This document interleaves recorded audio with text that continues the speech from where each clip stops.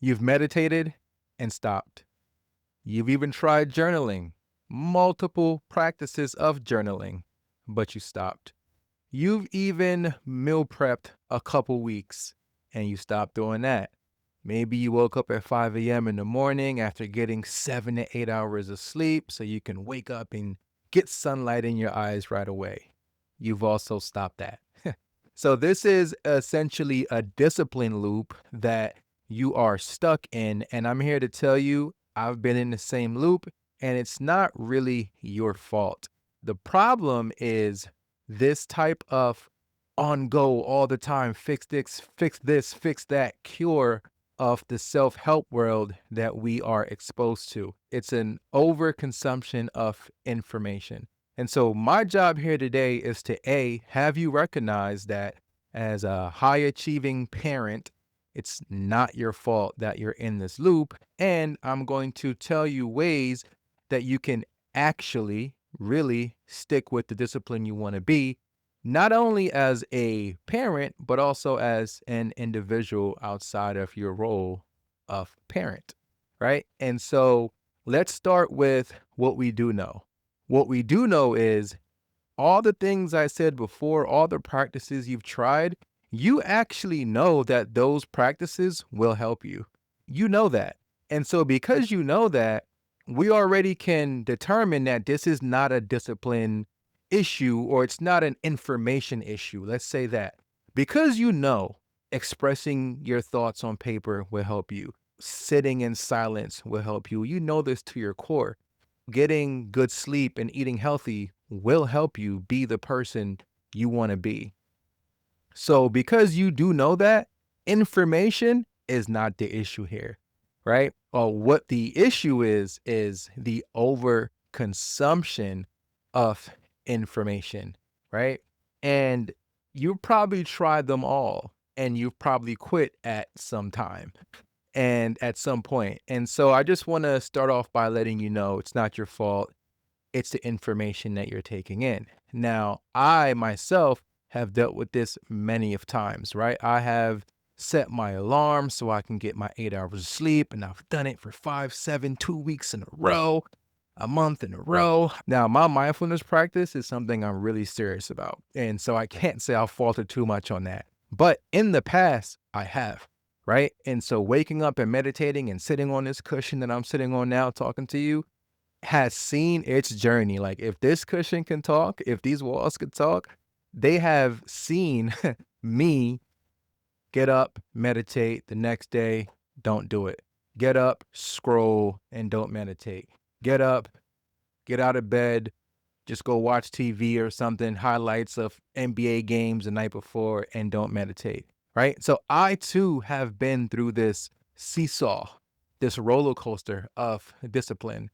And, the first thing that I want to say to you is we have to come to a point in this overproductive, over life hacking era where we realize, like, first of all, are you a parent? Because if so, who said this would be easy? Right? If you are responsible for the, raising other people, if you're responsible for putting food on the table, for getting people out of the house, getting kids out of the house and to this destination at a certain time, who said this would be easy?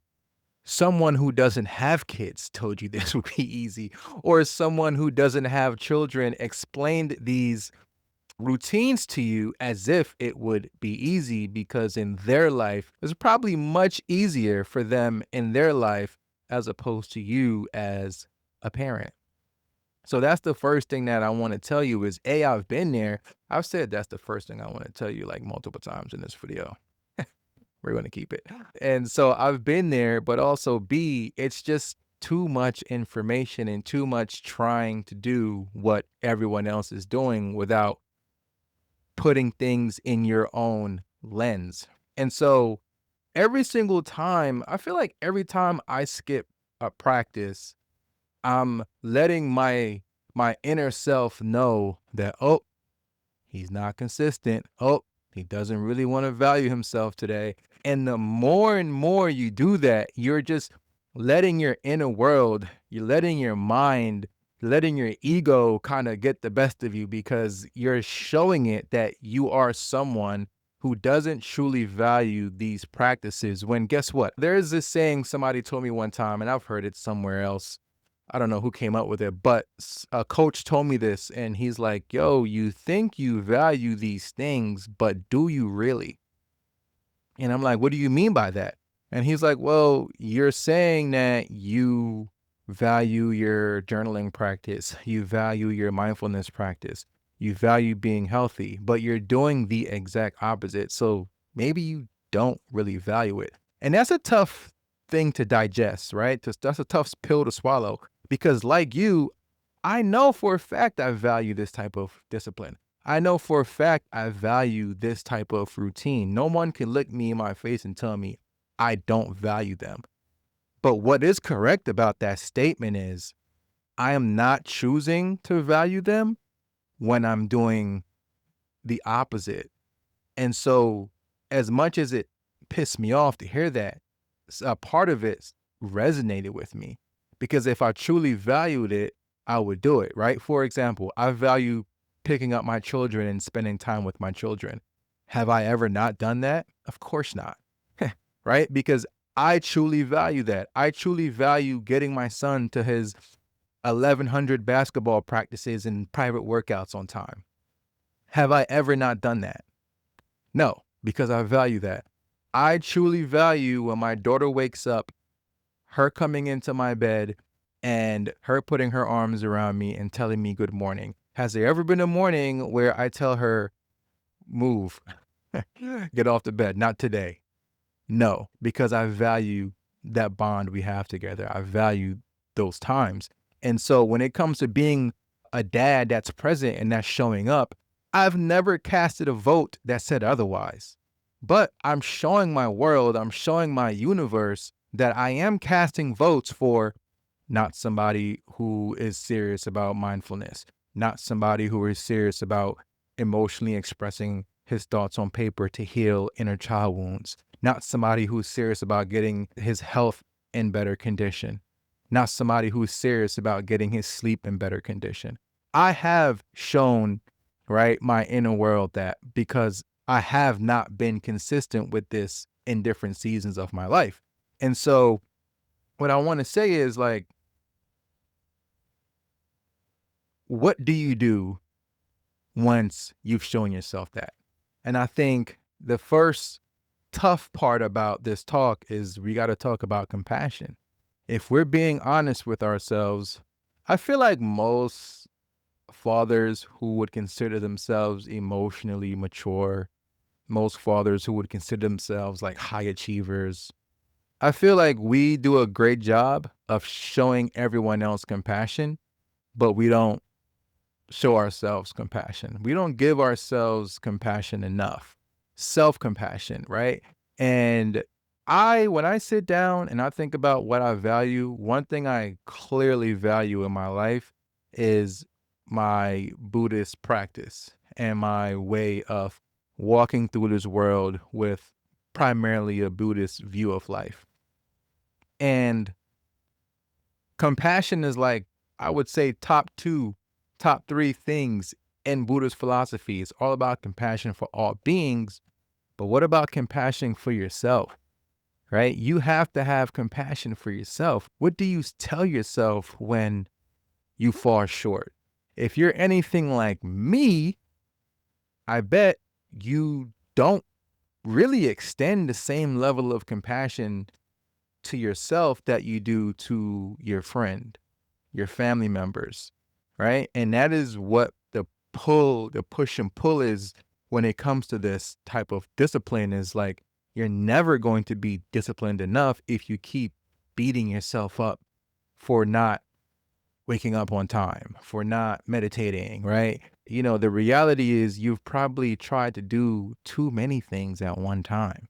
And because you're not showing up for all of them, which is unrealistic, you know how many people have told me this in my lifetime, right? On this journey of mine, like that just feels unrealistic. Oh, that just feels restrictive. And, you know, some of it I don't agree with because some of it I truly value, but there are some parts of it that I do agree with. And I'm like, you know what? Because it is a bit much and I'm not hitting my markers, I'm being tough on myself. And so this is the work that I do. Like when I sit down and meditate every morning, one of the intentions I say is, like, I don't want to run away from this moment. This is one of the reasons why I sit down and be still. I want to be fully present and I don't want to run away from this moment. And when I say this moment, I mean like any moment that I may find challenging. And so because I don't want to run away from this moment or any moment that I might find challenging, I can't just run away from not showing up how I want to show up in the job world, in the friend world, in the fatherhood world, in the personal development world. And so if I really want to sit with this, I can't shame myself. I have to be compassionate to myself. And that's how I sit with it. And that has been a game changer for me in my own productivity journey, or just, I hate this whole productivity thing, but you know what I mean? Like, you got goals, you got ambitions. The reality is you have to have something in place to get there. But the route of getting there can look a lot better than what we're doing to ourselves right now. Right. And that's kind of what I want to tell you is be compassionate to yourself about this whole thing, because you're going to slip, you're going to fall because of all the information you're taking in. And so if that's the case, let's find ways how to like be compassionate. In my coaching program, I tell clients all the time, like, yo, what's your number one pain point? And then they'll say something and then they'll usually say, I feel bad after that. A lot of the fathers I work with say they feel bad. A lot of fathers I talk to, even through like WhatsApp text messages or whatever, like, I just feel bad because I feel bad because, and it's like, okay, you feel bad. Let's feel what that feels like right now. But after that, let's move on. Don't run away from the feeling bad. Feel it. Okay, how does that feel? You feel bad because you wanted to go play basketball and you didn't want your child to come with you. You wanted some alone time. All right, like, feel that. There's nothing wrong with that, by the way, but feel it. But just don't stay there forever, right? Don't stay in this, I feel bad, this dad guilt forever. Show yourself some compassion for however you feel about yourself that you don't want to feel. Be compassionate and then move on. And that's how we fix it. I would say it's not a consistency problem. I think it's like a self-worth problem.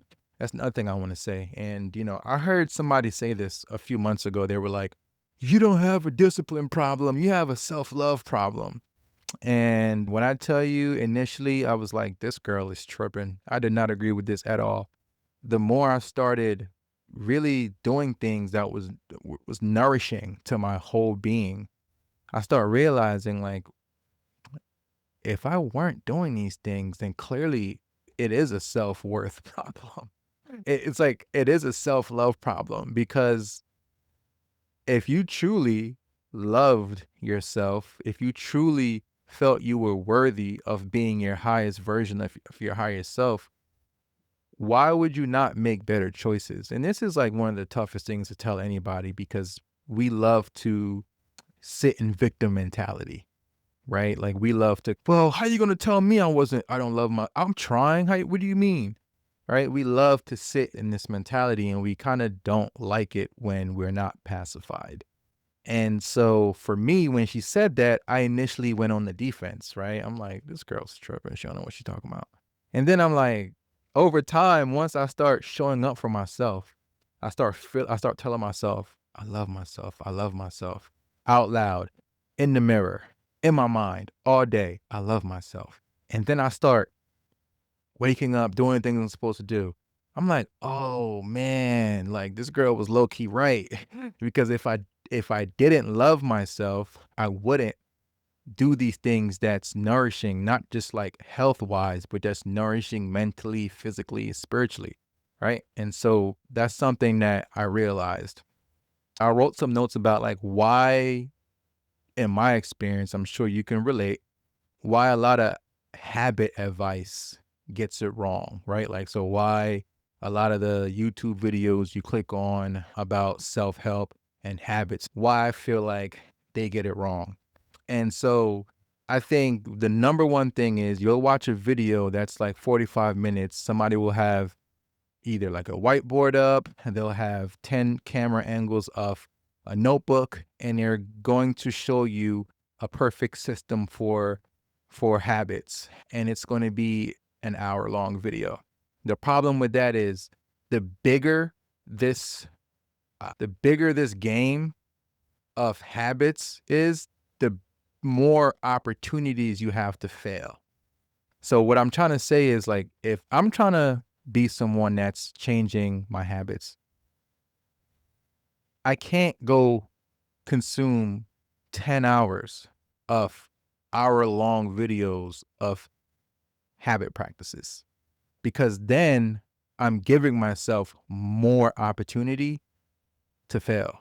And so if I give myself like bigger opportunities to fail, if we were like gambling here, the probability, of me actually failing is going to be bigger than if I shrank the sample size down. I talked about this in an earlier video a few months ago where I said I stopped trying to do 12 things a day. I stopped trying to track 12 habits a day, and I cut it from 12 to like 5. Because if I was trying to track 12 habits a day, that's more habits. And so that's a bigger opportunity for me to fail. And failure is great, right? I mean, I don't even like the word fail, but you know what I mean? Like, if you don't achieve something that you intend to achieve, that's great because that's a lesson. But if you're not going to be compassionate to yourself, your ego won't even allow you to look at it like a lesson. You're just going to think you're a failure. You're going to think you suck. And then guess what's going to happen? You're going to talk like that about yourself. And then the universe is just going to keep showing you that over and over again, like, this guy sucks. Oh, I'm so broke. You're going to continue to be broke. You know what I mean? Oh, I just can't get up. I'm somebody I just cannot get up.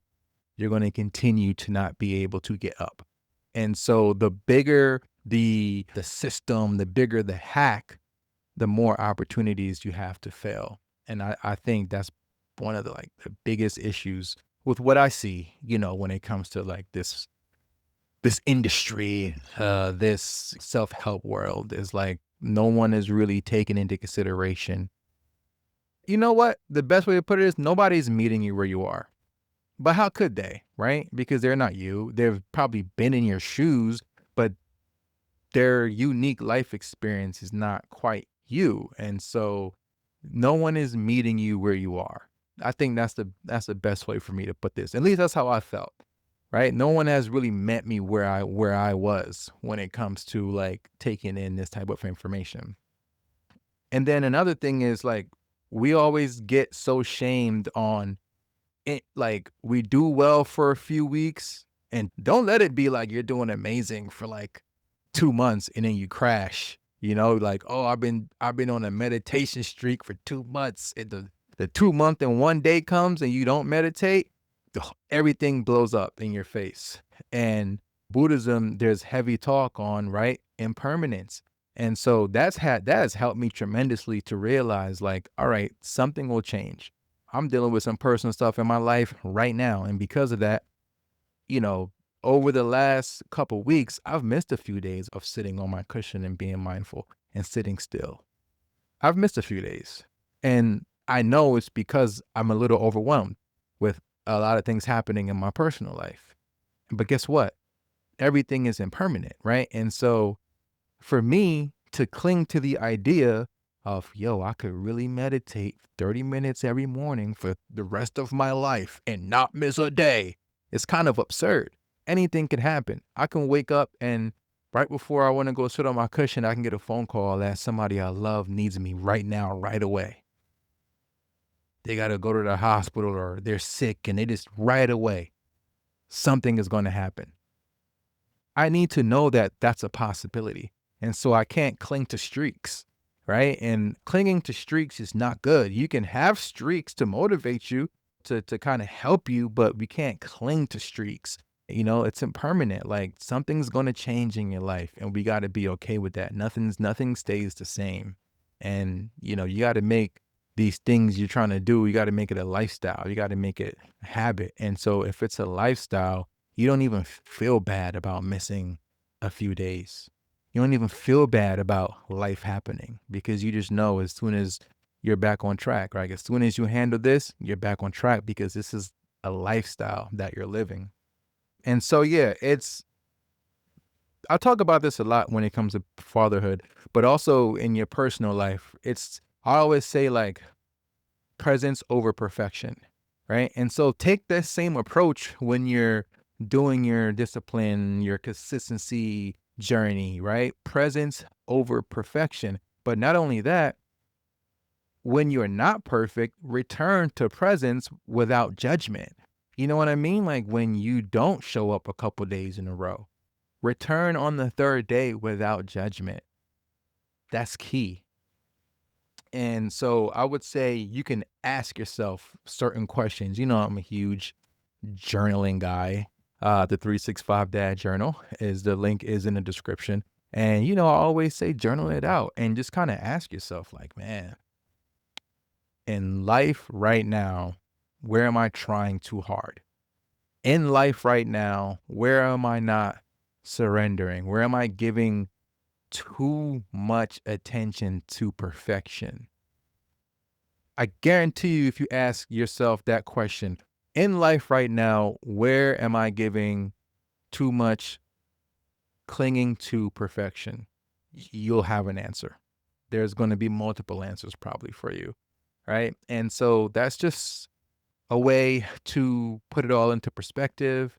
And that's just a way for us to think about, man, like, how can I try to be my best self while being compassionate to myself and while returning to the journey without judgment when I take an inadvertent U-turn or a left turn, right? Like, how can I come back to this practice of mindfulness? How can I come back to this practice of journaling? How can I come back to this practice of taking walks outside and meal prepping on Sundays? How can I come back to it compassionately? Yeah, I think that's the best way for me to put it. And this is something I still work on myself. You see me post these videos every week. If you subscribe to my newsletter, you see me write an intentional newsletter every week. I put a podcast episode audio up every week. And it's easy to think that that's easy for me. I have to have compassion for myself because it's not easy. I work a full-time job. I coach fathers on how to be mindful. I parent children. And it's like, it's not easy to show up. But I'm only able to do it because I'm learning to be compassionate for when I slip up, when I don't do what I'm supposed to do. And if I wasn't that way, you wouldn't get these videos every week because I will be pissed at myself all the time. So something for you to think about. How can you frame it in your own life and, how you can show up better for yourself and be more compassionate to yourself when it comes to this self-help discipline journey that we're all on. Take it easy. I'll see you next week.